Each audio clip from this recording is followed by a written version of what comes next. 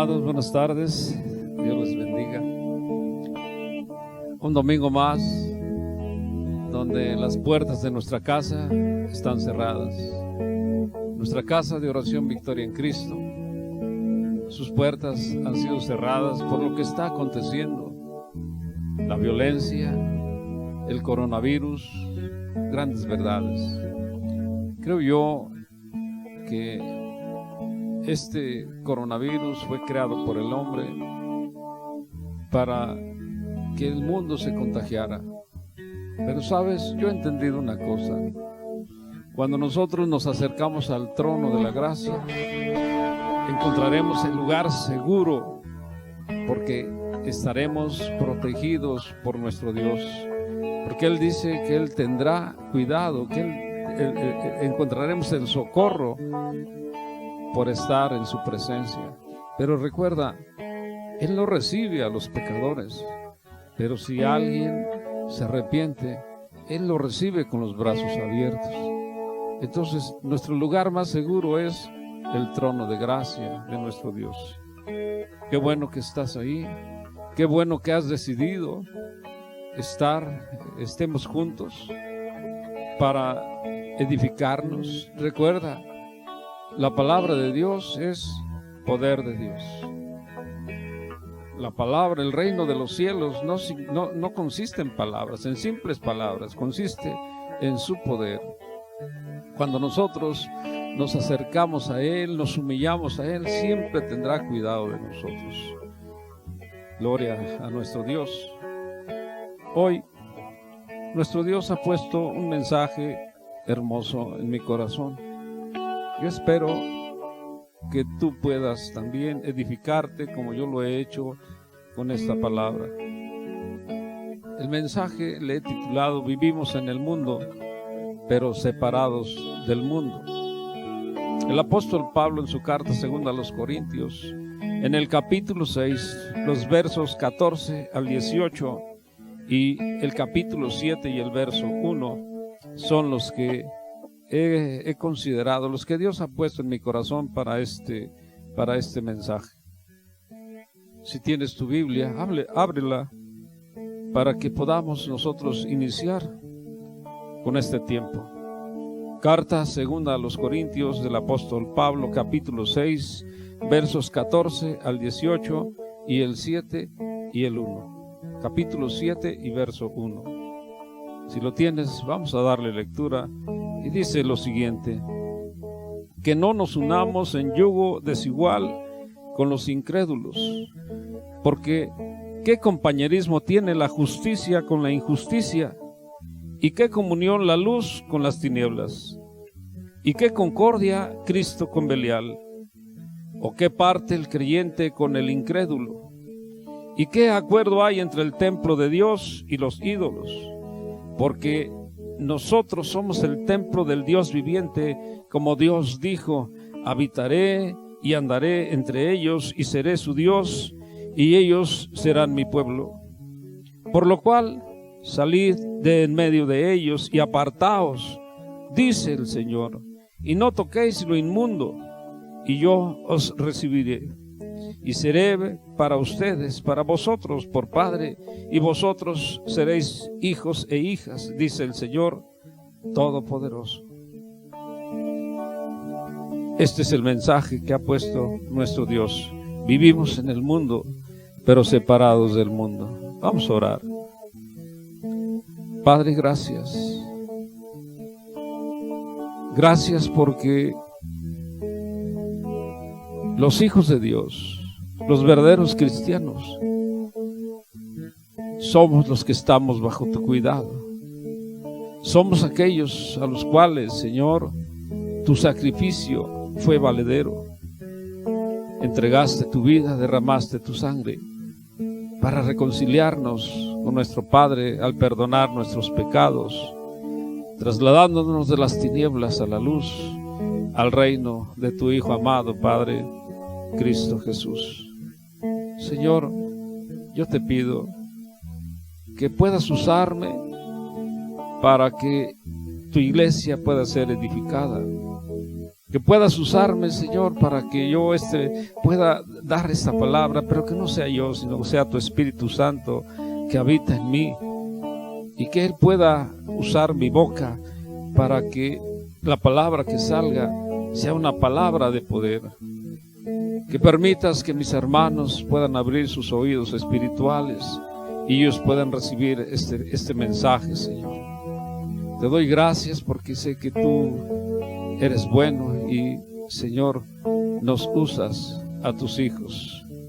Yo tengo una misión que tú me has dado porque me has elegido para predicar tu palabra. Y aquí estoy, Señor, para dar cumplimiento, para en obediencia, Señor, hacerlo para tu gloria. Úsame, Señor, dándote la gloria a ti, Señor. Que no me vean a mí, sino te vean a ti, Señor, a través de mí. En el nombre de Jesús te lo pido.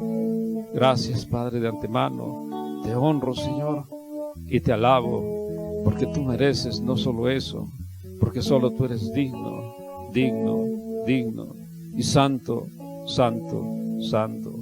En el nombre de Cristo Jesús. Amén y amén. Vivimos en el mundo, pero separados del mundo. Yo quiero que empecemos entendiendo quién es un verdadero cristiano. Y la palabra de Dios, la Escritura, nos hace saber quién es un verdadero cristiano. Si tú recuerdas el libro de Éxodo 19:5, dice que un verdadero cristiano es aquel que escucha la voz de Dios y que guarda su pacto porque le es obediente. Ese es un verdadero cristiano, aquel que escucha. Cuando tú lees la Biblia, estás escuchando la voz de Dios y el mensaje que te está dando a través de su palabra es para que tú te edifiques y seas obediente a Él. ¿Quién es un verdadero cristiano? El apóstol Pablo en su carta a los Colosenses 3, del 1 en adelante, nos lo hace saber también y nos dice que aquel que ha resucitado con Cristo es un verdadero cristiano, el que busca las cosas de arriba, donde está Cristo sentado a la diestra de Dios. Ese es un verdadero cristiano. ¿Quién es un verdadero cristiano? Aquel que pone sus ojos en las cosas de arriba, aquel que ha hecho morir lo terrenal de su vida. Ese es un verdadero cristiano, aquel que ha muerto y que ahora su vida está escondida en Cristo, en Dios. Aquel que de verdad, decíamos, ha hecho morir lo terrenal de su vida, como la ira, el enojo, la envidia, la blasfemia, las palabras deshonestas de su boca, el engaño, la mentira, el adulterio, la fornicación, los malos deseos y todo lo que tú quieras ponerle. Todo pecado. Ese es un verdadero cristiano, dice el apóstol Pablo en su carta segunda a los Corintios 5:17. Un verdadero cristiano es aquel para quienes las cosas viejas pasaron, esa es su vieja vida de pecado, la dejó atrás, porque ha sido hecho nuevo en Cristo Jesús. Le dijo Cristo a Nicodemo, Juan 3:3, en verdad, Nicodemo, el que no naciere de nuevo, no puede ver el reino de los cielos. Un verdadero cristiano tiene que nacer de nuevo, dejar su vieja vida de pecado. Ese es el verdadero cristiano, el verdadero hijo de Dios. ¿Quién es un verdadero cristiano? Dice el apóstol Pablo en Colosenses 1:13, los que hemos sido librados de la autoridad de las tinieblas, de la potestad de las tinieblas, y hemos sido trasladados al reino de Cristo. Ese es un verdadero cristiano. ¿Quién es un verdadero cristiano?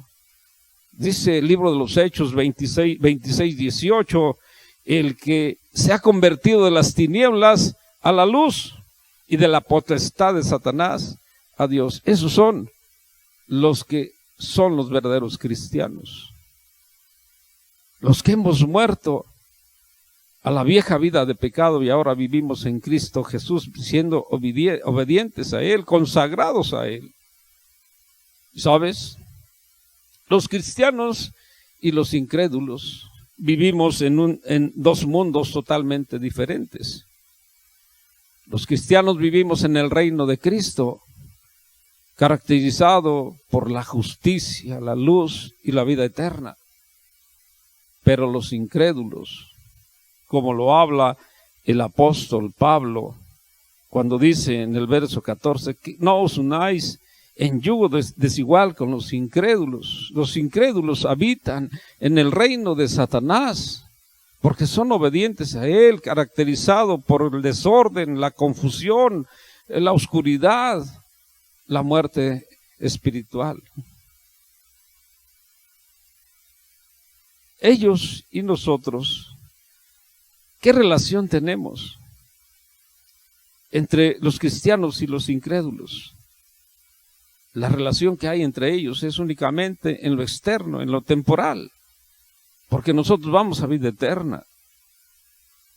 Podemos decir que tenemos lazos familiares, que trabajemos quizás en el mismo lugar, que compartamos relaciones de negocios, que vivamos en la misma casa, que estemos en la misma ciudad, en la misma comunidad, que nosotros podamos experimentar relaciones con ellos en el sentido de compartir pasatiempos y aficiones, o estar de acuerdo quizás en ciertos aspectos de política o sociales.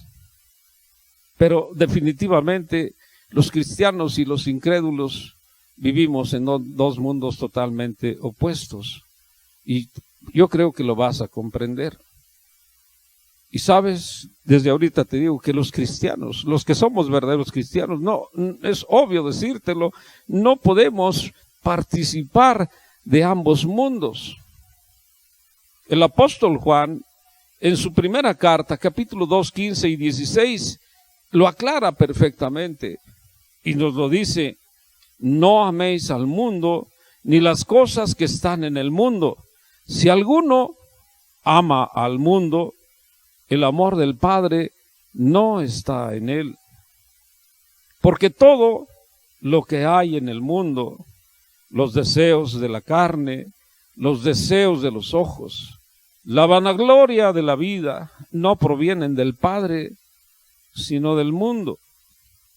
Y Santiago, en su carta 4:4, lo expresa de una manera contundente, cuando dice: oh almas adúlteras, ¿no saben ustedes que la amistad del mundo es enemistad contra Dios?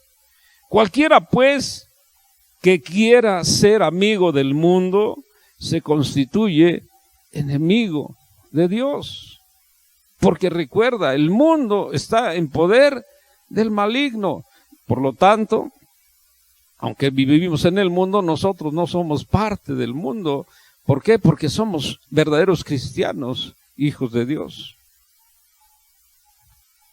Los cristianos somos llamados a andar de manera digna, a caminar de manera digna en esta vida, en el Señor, creciendo en el conocimiento de su palabra para toda buena obra. A eso somos llamados. ¿O qué? ¿No te das cuenta? Dice el apóstol Pablo en su carta primera a los Corintios 3:16 y 6:19. ¿No sabes que somos los cristianos el templo de Dios y que el Espíritu de Dios habita en nosotros? ¿O ignoras que nuestro cuerpo es el templo del Espíritu Santo, el cual está en nosotros, el cual tenemos de Dios y que no es de nosotros, porque hemos sido comprados por precio?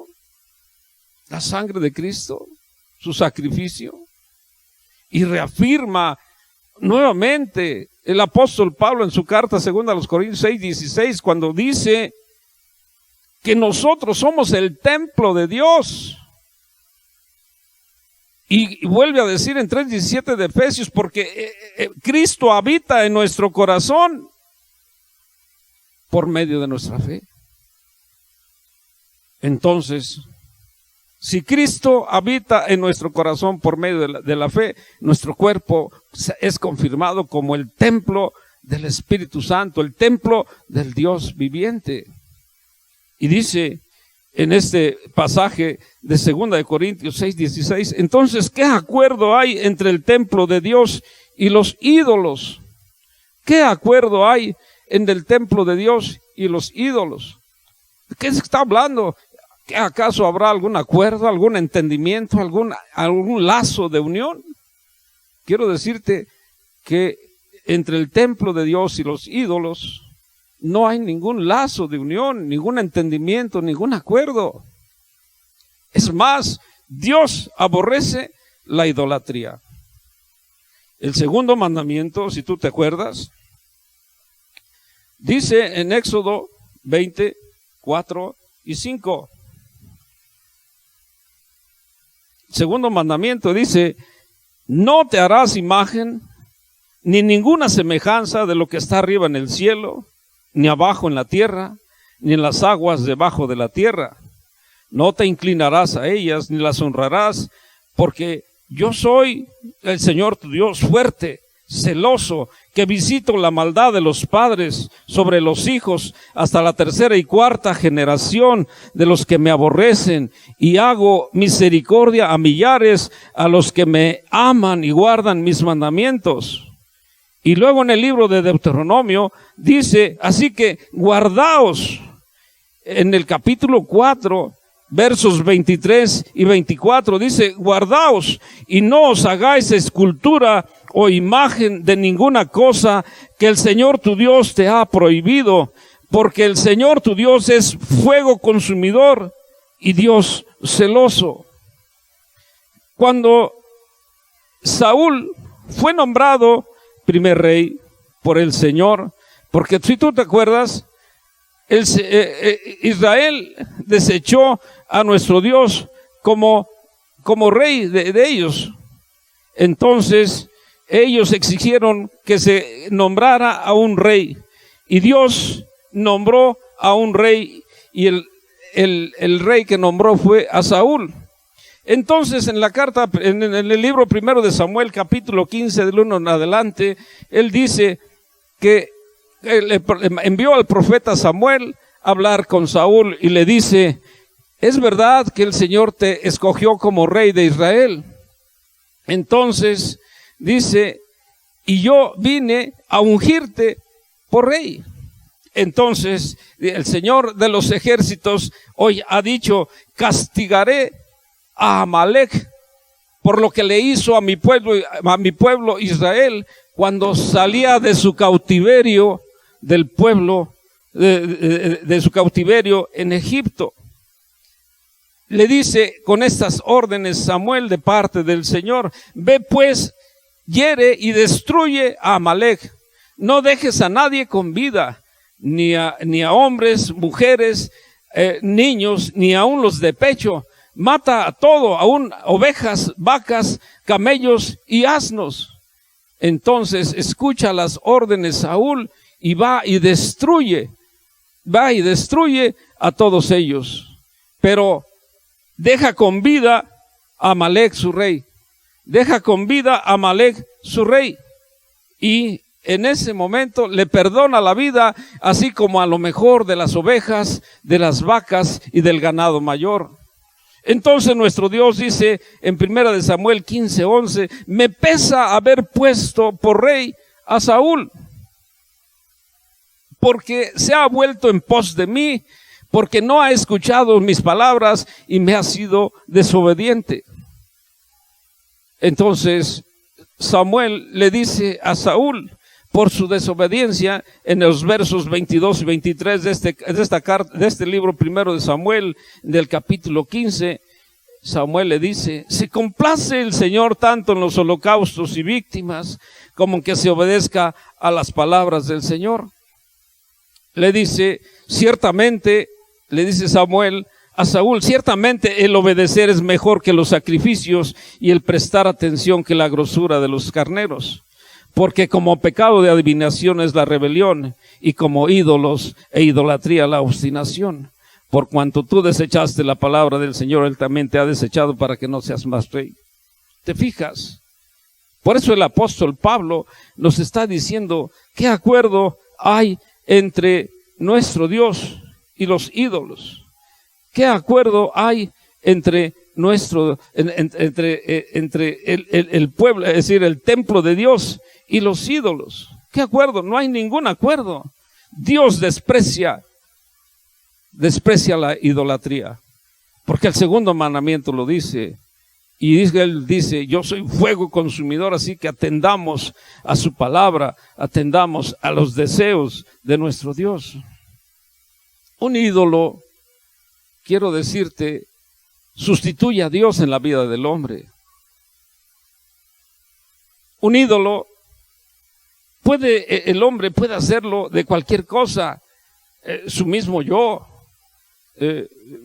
sus ideas, sus bienes, su dinero. Un ídolo puede ser hasta su vehículo, su familia, su mujer, su marido, sus ropas. Un ídolo puede ser sus bienes, su poder, su fama, su posición, su religión, su profesión. Cualquier cosa puede ser lo que haga el hombre de un ídolo. Y sabes, ¿cuándo podemos reconocer la idolatría en el hombre? Cuando el hombre ponga su mayor tiempo, su esfuerzo, su dinero, en su energía, en eso que para él considera que puede ser su vida. Donde quiera que el hombre ponga su mayor tiempo, su energía, su dinero, su lealtad, ahí está su corazón, ahí está su adoración. Y quiero decirte una cosa, lo que dice Cristo a través de Mateo 6, 19, el 21 y 24, Jesús dijo, no hagáis tesoros en la tierra donde la polilla y el orín corrompen, donde ladrones minan y hurtan, sino haceos tesoros en el cielo, donde ni la polilla ni el orín corrompen, y donde ladrones no minan ni hurtan. Porque donde esté vuestro tesoro, allí estará también vuestro corazón.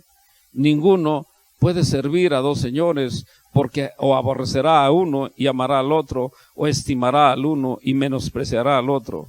Porque no podéis servir a Dios y a las riquezas. Entonces, donde quiera que el hombre ponga su corazón, donde quiera que el hombre ponga su mayor tiempo, su lealtad, su dinero, su esfuerzo, su energía, ahí estará su corazón, ahí estará su adoración, ahí estará su idolatría. ¿A qué somos llamados los cristianos? De antemano yo quiero decirte, los cristianos no somos idólatras. Porque los cristianos amamos, los hijos de Dios amamos al Dios único, vivo y verdadero. No adoramos ídolos. ¿A qué somos llamados los cristianos? ¿Te fijaste lo que dice el verso 17 de este capítulo 6 de la carta segunda a los Corintios? Dice, salid de en medio de ellos y apartaos, dice el Señor, y no toquéis lo inmundo, y yo les recibiré. Nuestro llamado es a que salgamos de en medio de los incrédulos, a que nos apartemos, dice el Señor. Eso es lo que Él quiere. Este pasaje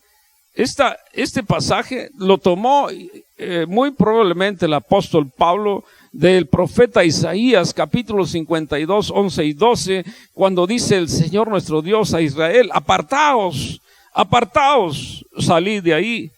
No toquéis cosa inmunda, salid en medio de ella, purificaos los que llevan los utensilios del Señor, porque no saldréis apresurados, ni iréis huyendo, porque el Señor irá delante de ustedes.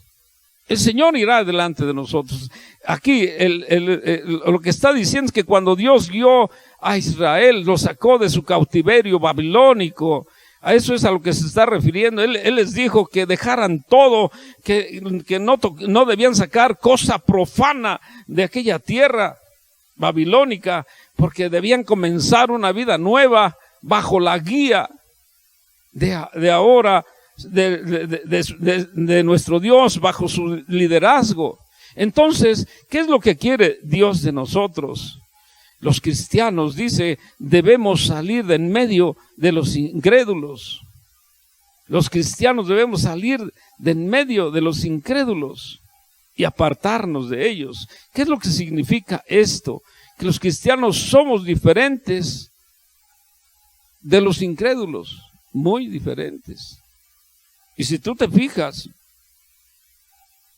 el apóstol Pablo nos habla en el capítulo 14 de algo, de una frase, yugo desigual. Dice, no te unas en yugo desigual con los incrédulos. ¿A qué se refiere cuando él habla en yugo desigual? Él estaba recordando la cita de Deuteronomio 22:10, cuando el Señor le dice a Israel, prohibiéndoles arar un buey con un asno la tierra. Es decir, el Señor les estaba diciendo, no ares la tierra con animales diferentes. ¿Por qué? Porque simplemente vamos a hablar de lo que dice Deuteronomio 22:10, un buey con un asno. El buey tiene más fuerza que el asno, y quizás el buey al caminar sea más lento y el burro más rápido. Entonces nunca van a jalar parejo, nunca van a arar la tierra en ese sentido parejo. Por eso Dios dice, no les prohibió arar la tierra con diferentes animales. Tienen que ser un buey con un buey, un asno con un asno, un macho con un macho. Tienen que ser iguales para que jalen parejo y no tengan ningún problema. En cambio, entonces nos está diciendo que no nos unamos en yugo desigual con los incrédulos, porque un verdadero cristiano, ¿qué tiene de común con un incrédulo? Eso es lo que él quiere. Cuando un cristiano, un verdadero cristiano, se une con un incrédulo, muy probablemente su fe se vaya a la basura. Por eso es que los verdaderos cristianos debemos apartarnos de salir de en medio de ellos. No debemos tener nosotros nada que ver con ellos. Los cristianos no debemos tener compañerismo con los incrédulos. ¿De qué está hablando? ¿De qué estoy hablando? Porque no debemos participar en sus reuniones, en sus actividades, en su vida mundana. A eso es a lo que me refiero. Si nos invitan a una fiesta mundana, pues no vamos a ir a participar, porque ahí corre el pecado. Debemos nosotros salir de en medio, ni siquiera asistir. Los cristianos no debemos tener ningún compromiso ni pacto con los incrédulos. Ellos atienden a su líder, el diablo. Dice, ¿qué comunión hay entre Cristo y Belial? Recuerda que nosotros anteriormente estábamos muertos en nuestros pecados y delitos, dice Pablo en Efesios 2:1-2, porque también seguíamos la corriente de este mundo, el cual es gobernado por el príncipe de la potestad del aire. Es decir, seguíamos obedeciendo al diablo. Pero nosotros hemos sido rescatados de ahí.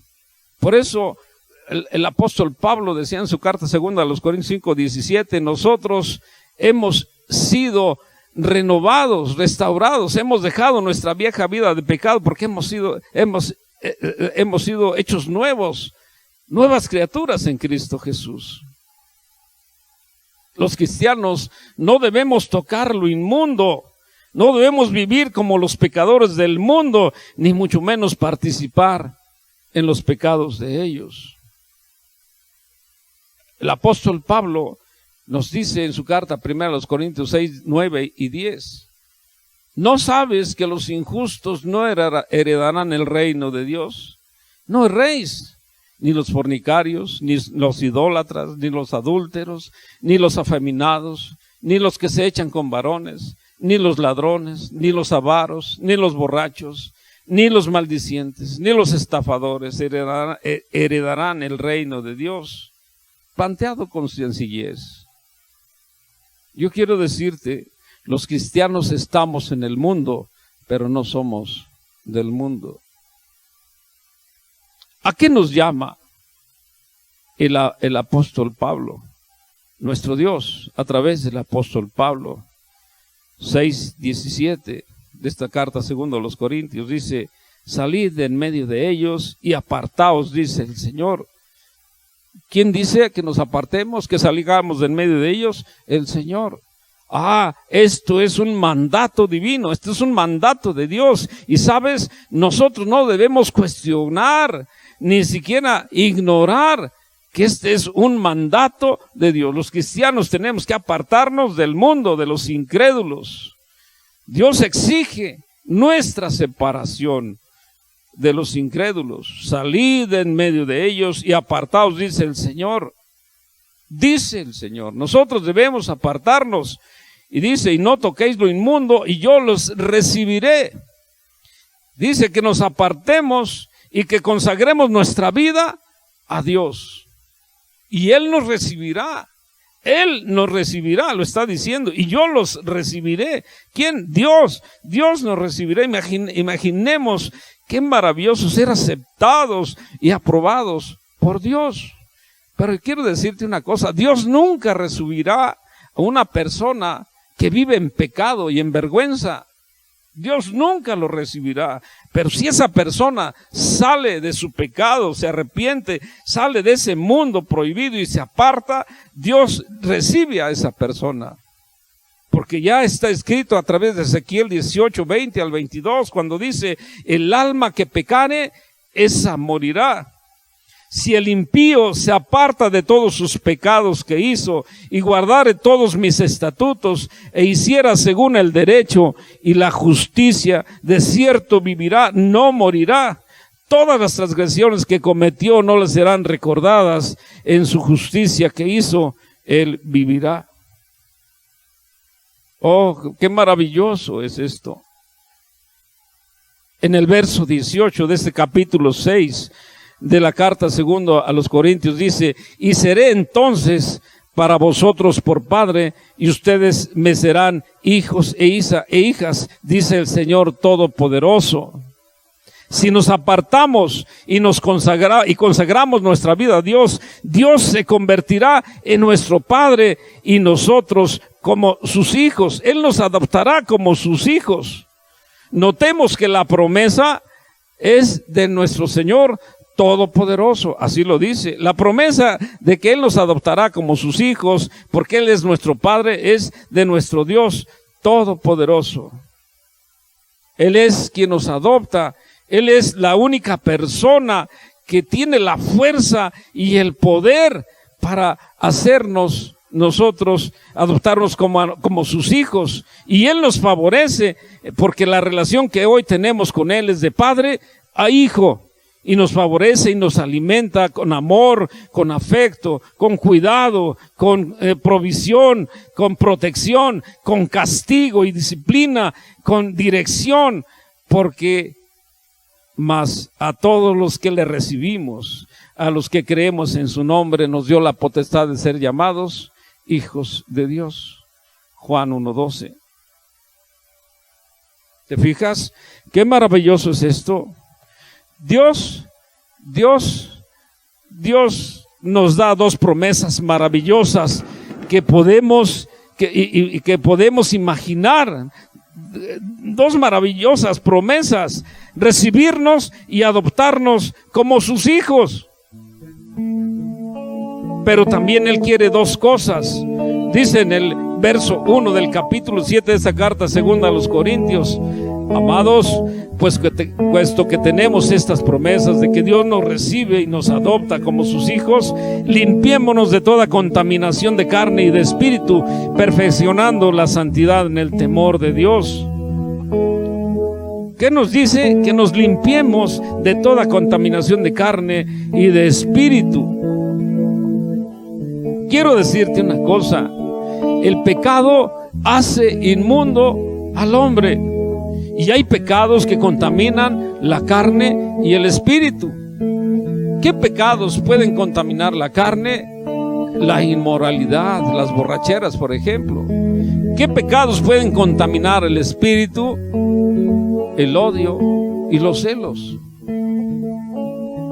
Él quiere que nos limpiemos de toda esa contaminación, que vivamos lavados con la sangre del Cordero. Jesús le dijo a Pedro: el que está lavado no necesita más que lavarse los pies. Hay que lavarnos con la sangre del Cordero para poder acercarnos al trono de la gracia, y entonces Él tendrá cuidado de nosotros.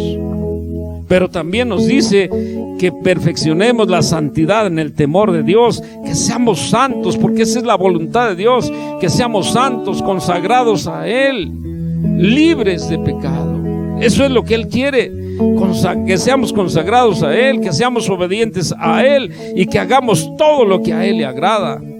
Santidad es igual a perfección. Santidad es igual a perfección. Nunca lograremos nosotros ser santos, pero sí podemos poner nuestra mente buscando ser santos. Sí podemos centrar nuestros pensamientos en la santidad, en el temor de Dios. Y temor de Dios es sentir ese respeto y la reverencia por nuestro Dios. Eso es lo que nosotros tenemos que entender, por lo que el cristiano al tener el respeto y la reverencia a Dios, tratará siempre de agradar a Dios, llevando una vida pura y santa. Ya lo decía el apóstol Pablo en su carta a los Efesios 4:24: vístanse del hombre nuevo, creado según Dios en la justicia y la santidad de la verdad. Oh Señor, qué maravilloso eres. Con solo apartarnos del mundo, vivir siendo obedientes a ti, escuchando tu voz, muriendo al pecado, buscando la santidad, la perfección, tú nos aceptas, nos recibes, nos adoptas como tus hijos. Entonces tú siempre tendrás el cuidado de nosotros. Te agradezco, Señor, por esta palabra que tú me has dado y que has puesto en mi corazón. Es verdad, Señor, que vivimos en un mundo caído en poder del maligno, que a cada momento pone atractivos a las puertas de nuestro corazón para hacernos caer. Él conoce bien nuestras debilidades, pero tú, Señor, nos has dado la solución. Orad y velad, porque la tentación es fuerte, la carne es débil, aunque el espíritu esté dispuesto. Cuando tenemos la relación contigo, tú nos fortaleces. Por eso, Señor, escrito está: fortaleceos en el amor de Dios y en el poder de tu fuerza, vistiendo toda tu armadura. Cuando lo hacemos, Señor, seremos fuertes en el Señor y difícilmente podremos caer. Ayúdanos a entender qué significa que el reino de los cielos es tu poder, que cuando nosotros te aceptamos, vienes a habitar en nuestros corazones, convirtiendo nuestro cuerpo en el templo del Espíritu Santo, el cual tú nos has dado, el cual tú nos has prestado, el cual tenemos de ti, porque hemos sido comprados a un alto precio. Gracias, Señor, por tu grande amor, por tu grande misericordia que tienes para con tus hijos. Sé, Señor, que cuando nosotros hacemos lo que te agrada, que porque somos obedientes a ti, tú nos guardas, tú nos cuidas, porque esa es tu promesa y tú eres fiel, Señor. Y tú se lo dijiste a Saúl cuando fue desobediente: me pesa de haberlo puesto por rey, porque se ha vuelto en pos de mí y me ha sido desobediente al no cumplir con mi palabra. Cuando nosotros cumplimos tu palabra, porque somos hacedores de ella, Señor, tu corazón se alegra y entonces tendremos tu protección. A Pablo le dijiste, porque yo estoy contigo, nadie pondrá la mano sobre tu vida. Señor, gracias te doy porque yo creo en esa promesa. Es verdad que mientras yo viva en este cuerpo, mientras los cristianos vivamos en este cuerpo, Señor, seremos puntos frágiles que nuestro enemigo querrá atacar, hacernos caer. Pero si tú estás aquí con nosotros, Señor, nos darás la fuerza y el poder para vencer en todo momento. Gracias, Señor, por tu sacrificio, por entregar tu vida, por derramar tu sangre, para reconciliarnos, Señor, con nuestro Padre del cielo. Gracias, Señor, por vivir en nosotros, por hacer de nuestro cuerpo el templo del Dios viviente. Y por fe yo creo que tú habitas, Cristo Jesús, en mi corazón, porque yo creo en ti. Y creo, Señor, que todos los que somos hijos de Dios, verdaderos cristianos, creemos en ti y te adoramos a ti, Señor, dándote la gloria, la honra, nuestra adoración y alabanza, porque tú lo mereces, Señor. Tú eres el que gobierna el universo, no hay nadie más. Por eso, Señor, aceptamos tu señorío en nuestras vidas, creyendo que tú eres el Señor de los señores y el Rey de los reyes. Padre, ayúdanos, no nos dejes solos.